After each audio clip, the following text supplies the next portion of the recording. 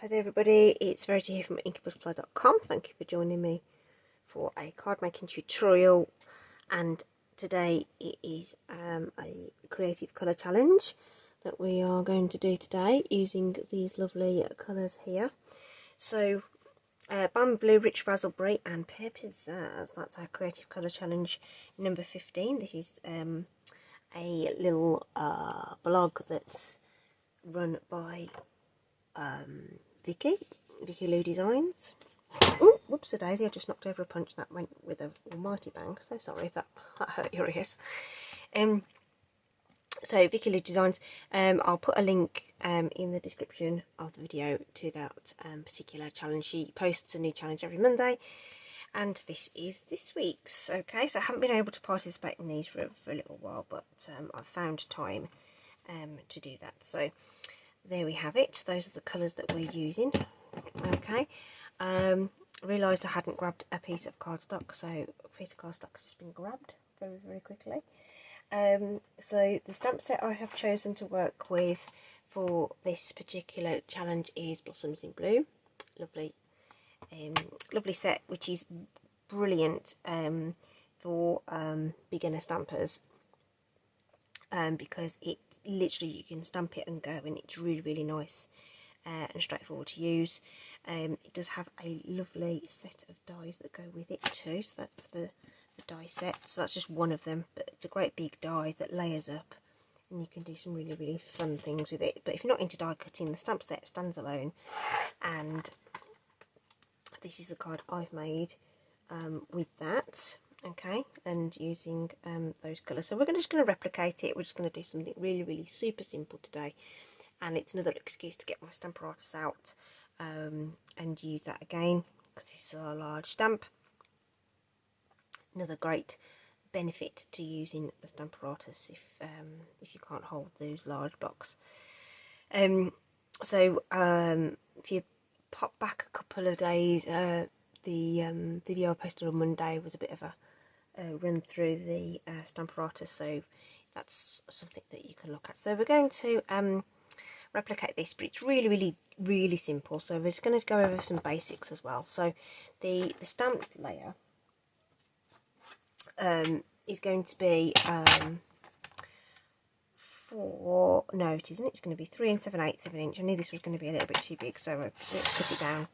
It's 3 7/8 of an inch, which is approximately 9.8 centimetres. I don't do metric. For some reason it doesn't compute with my brain, even though I grew up with metric. It's just doesn't compute. And then the length is going to be 5 5/8, which is about 14.3 centimetres. Which means that will be big enough for a mat of cardstock to sit behind it. So on the original sample, let's keep hold of this. I love my trimmer, absolutely love it. So on the original, I've used the Rich Raspberry to bring out the centres. Now, and I'm just looking through my cardstock here and seeing if I've already got a piece of Rich Raspberry that's cut down a little bit, but I haven't. So we'll just bring out a fresh sheet, so full A4 sheet. Okay, and we're going to I always cut it down at 4 1/8 to start off with, because then whatever's left over is going to be big enough for a card base. That's 4 1/8, which is about, well, it's just shy of 10.5 centimetres. So with the leftover bit, I'm going to cut this down to 5 3/4, which is 14.6 according to that. I'm just eyeballing it on my ruler on my trimmer, so people who actually design in metric might give you slightly different measurements. And 4 is about 10.2. Okay, oops a daisy. So that's just going to go back into my pile there to use for something else. So that should have a nice border around it now. Okay, just that 1/8 of an inch all the way around gives you this nice skinny border. Of course, you can adjust your layers as you see fit. And then I've got some card bases. So I cut and score card bases ahead of time, and I have a stash of them. So, so like I did on that rich raspberry piece, I've cut this down at 4 1/8.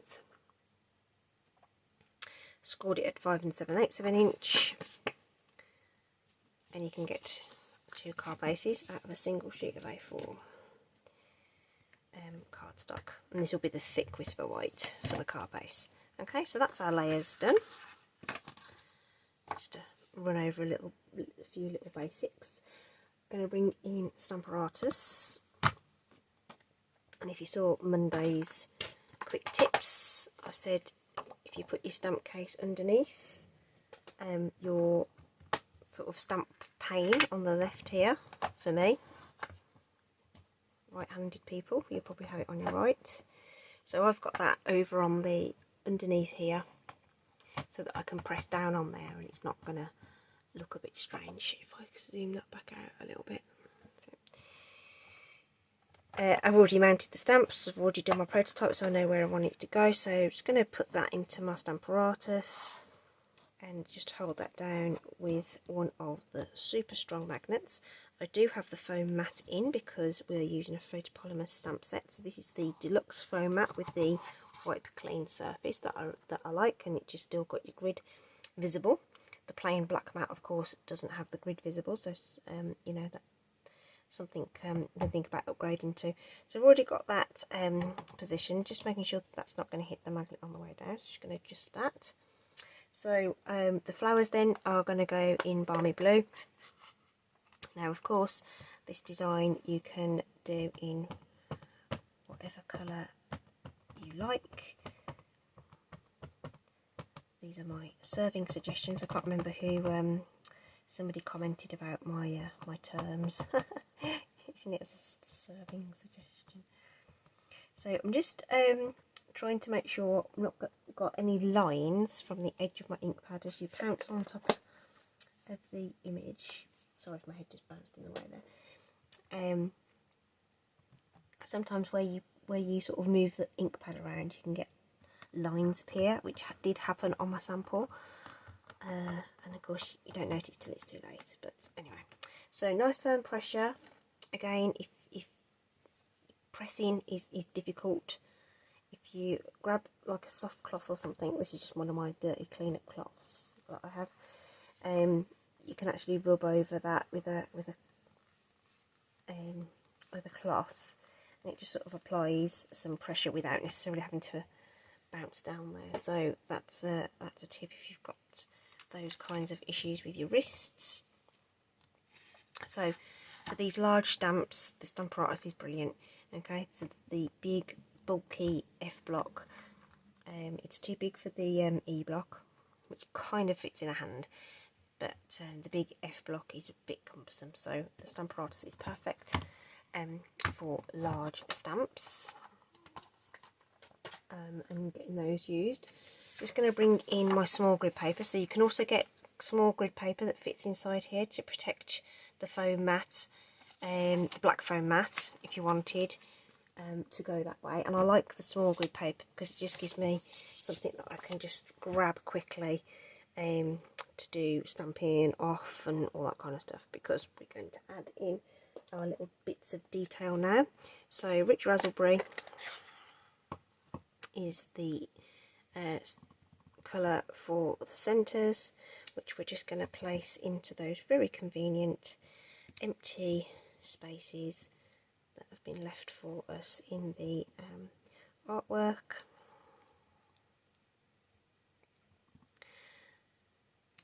Super easy. Okay, so like I say, if this is your first outing with stamps and you're not really sure what you need to do. This is just so easy, okay, so easy to do. Just giving that a clean. I do like to get those pink inks off my photopolymer stamps in particular as soon as possible. We'll bring in the papers as now for the foliage here. So I picked out the larger leaf in the set. There is a sort of more sort of traditional shaped leaf, if you like, in the set. So again, if you're new to stamping, mount your stamp onto an appropriate size block. You don't want an oversized block or too small a block, and just light tapping, you know, just onto the surface of your ink pad, and you'll be able to see, particularly the photopolymer stamps, that that is inked all the way across. And we can just start adding in our leaves in and around the image. Okay, so very subjective as to where you decide your leaves want to go. I'm not going to worry too much if they overlap a little. Okay, so just firm pressure straight up and straight down. So if I just do that on there, light tapping on the ink pad to ink it up. You don't press hard, just light tapping. Okay, straight down, firm pressure, lift up, and you'll get a nice image every time. Okay, so it's worth getting some scrap paper and just sort of practicing. You won't get a smooth result necessarily unless you're stamping on our nice smooth cardstock, but it will give you a chance to practice the technique. Okay, what you don't want to do is rock your block and stuff. So there we go, that's our panel nice and stamped, which means we can now layer that onto our raspberry mat that we cut, which is just here. So you've seen me do this lots of times, so I line up the 3 edges on my right because I'm holding it in my dominant left hand. It's probably be reversed for a lot of you. And then the top border should take care of itself. Okay, so we've got a nice even border all the way around there. So my current favourite accessory when it comes to embellishments and stuff is this crinkled seam binding ribbon. I wasn't a super fan of this when it first came out, but I found that it's actually quite versatile. So I'm just sort of planning a little bit ahead on where I want that, because I did find that where I'd put it on the original sample, I kind of felt like I was covering a bit more of the design that I wanted to. So I think I'm going to aim for the sentiment to go sort of in this void here. So I think I'm going to aim for it to go across the back there. This tape's just going to help me secure it in place just for the moment. And I did a double row, so I'm just going to tack that across the back onto there. So it just helps you just hold it in place while you're doing your sort of wrap around sort of thing. So I'm just going to do those 2 strips of ribbon there, and then cut that off. But we're not going to add a bow. This is just adding a little bit of something to the background. We're not doing a bow though. Okay, just my larger sharp scissors for cutting ribbon there. Paper snips I keep for my fussy cutting because they're nice and sharp and small. Right, so just some more tape on the back here. This is going to run out imminently because I can see the red liner tape appearing in the what's this called, handle thing, cassette, whatever. So those are refillable and very easy to do. So again, same layering technique, holding it in my dominant hand, making sure those 3 edges are lined up, and then you should find that top one is perfect. with tent fold cards, you want to make sure that your crease is really nice and sharp with your bone folder, and then your card doesn't do the splits, even on my shiny surface. So the last thing to do is just stamp the sentiments. So just going to have a look in my scrap bin here for a good candidate for that. Sure do miss you. So thought that was kind of a nice one because of, you know, unfortunately our friend COVID doesn't seem to be going away, unfortunately. So we're going to pop that down, straight up, straight down. If it sticks, doesn't matter, just peel it off your cardstock. It's quite fine if it just sticks like that, it's fine. But you get a really lovely crisp image. And instead of using the double oval, I'm going to bring in the Label Me Fancy punch for this, just to show you can use a couple of different things really, and just mix it up a little bit. Okay, if you've got circle punches that you still have, those would probably work quite well. Okay, let's just get rid of that out of the way because I'm going to end up with it stuck to something. Okay, that goes back in my scrap bin. And then this is going to go on with, why did I turn it over when I haven't done my dimensionals? I'm actually putting the dimensionals sort of top and bottom there because I want them to catch, I want it to straddle the cardstock, straddle the ribbon so it makes contact with the cardstock. And it's going to sit right in the middle of those lovely little flower centres there, which is beautiful. And you know what, I didn't do it on the original, but I think we just want a touch of bling, which we can do with some rhinestone jewels. Just really nice and simple embellishments. She says trying to find her rhinestone jewels. There they are. I've only got little ones for that. Oh no, I've got a couple of medium ones as well. So where's my Take Pick tool? There it is.